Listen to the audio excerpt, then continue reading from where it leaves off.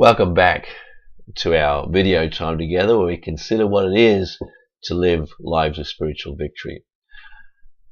I have this wonderful memory of when my kids were little and being able to capture some time with them where my life is not dominated by the daily routines that are so much a part of an adult life. And we're away on holidays, we're at a theme park, and we're enjoying a day together in that theme park, and we're riding in a one of those water rides where it's a log that has been fashioned as if it's been dug out and turned into a canoe. Of course, it's just plastic, but it's supposed to look like that. And you journey down this little river and in all of this jungle and past all of these apparent dangers, and you get to the base of a hill, and you climb up that hill. When you reach the top, you tip over and you plummet free fall down the other side into the watercourse below, and it's a lot of fun.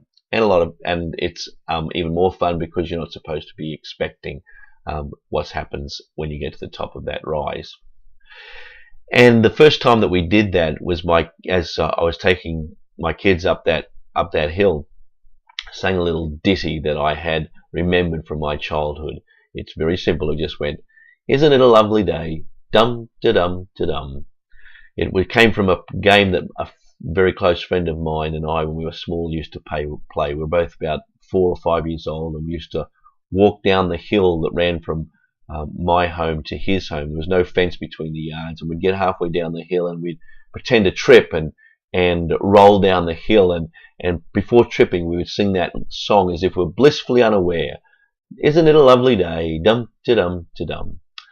Well, that ditty, that little cliche, is so packed and loaded with memories for me. It feels, even just saying that now, causes me to feel the rich and warmth of that relationship, and then passing that on to my kids. And I know we did that ride 2 or 3 times, and each time we did it, when we're going up the incline, the kids would then start to say, "Isn't it a lovely day? Dum da dum da dum," preparation for the imminent disaster that was about to fall us.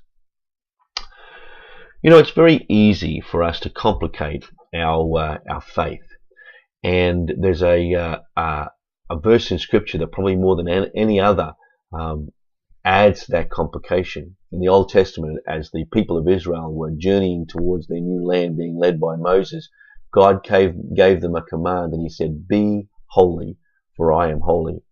And that command is picked up again by Peter in the New Testament when he says this. In Peter chapter 1, verse 13, he says, "Therefore, prepare your minds for action. Be self-controlled. Set your hope fully on the grace to be given you when Jesus Christ is revealed. As obedient children, do not conform to the evil desires you had when you lived in ignorance. But just as He called you is holy, so be holy in all you do.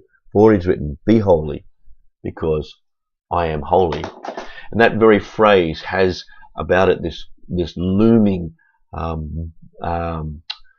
significance about it, where it sounds like get things right, or something horrible is going to befall you.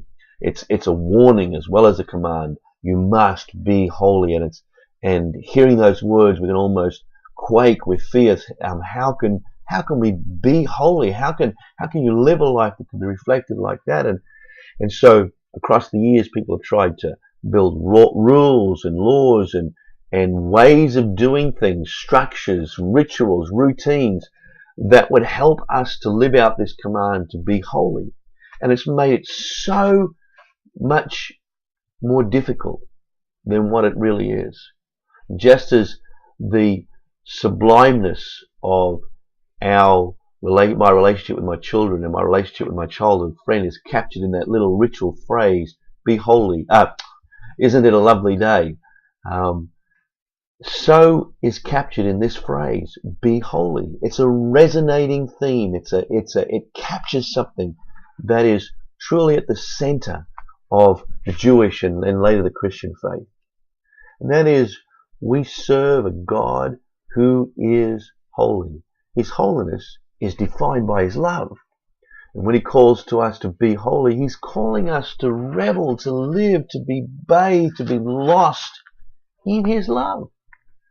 And the call to holiness is not about a call to doing things and performing in certain ways and behaving with certain limitations. It's about reveling in love and enjoying love as the very core of our being. And when we think about spiritual victory and being spiritually successful, that is what we're talking about.